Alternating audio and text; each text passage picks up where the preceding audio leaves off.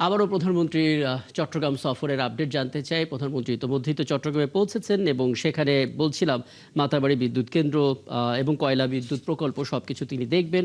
এরপর বাঁশখালীতেও যাবেন। সেখানে বাঁশখালী উচ্চ বিদ্যালয় এবং কলেজ মাঠে এক অনুষ্ঠানে যোগ দেওয়ার কথা রয়েছে। বাঁশখালীতে ইতোমধ্যেই আছেন আমাদের সহকর্মী মোহাম্মদ হুসাইন, যুক্ত হচ্ছেন আমাদের সঙ্গে।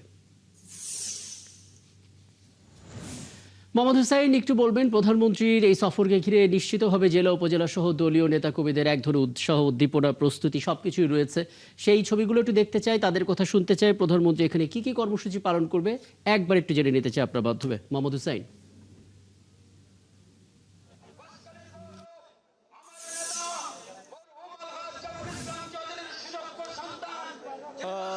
রাকিব, প্রধানমন্ত্রী হিসেবে দায়িত্ব নেওয়ার পর এবারেই প্রথম চট্টগ্রামের বাঁশখালী আসছেন প্রধানমন্ত্রী তারেক রহমান।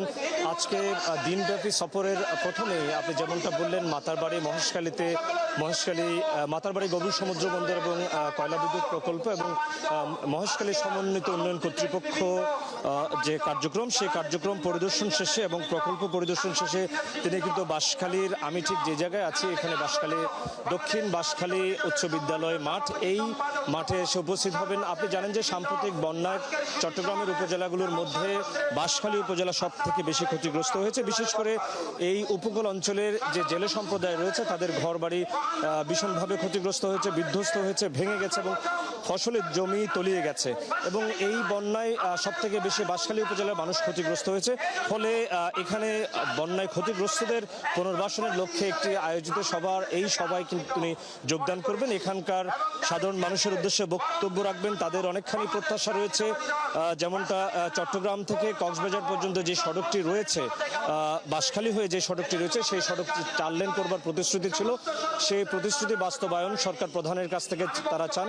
একই সাথে যারা বন্যায় ক্ষতিগ্রস্ত হয়েছে তাদের পুনর্বাসনের জন্য সরকারের সর্বোচ্চ পদক্ষেপের প্রতিশ্রুতিও এখানকার সাধারণ মানুষ প্রত্যাশা রাখেন। এবং আজকের এই অনুষ্ঠানে 100 পরিবারকে ঘর নির্মাণের জন্য ঘরের চাবি ক্ষতিগ্রস্ত পরিবারের কাছে তুলে দেওয়ার কথা রয়েছে। ইতিমধ্যেই হাজারো মানুষ এই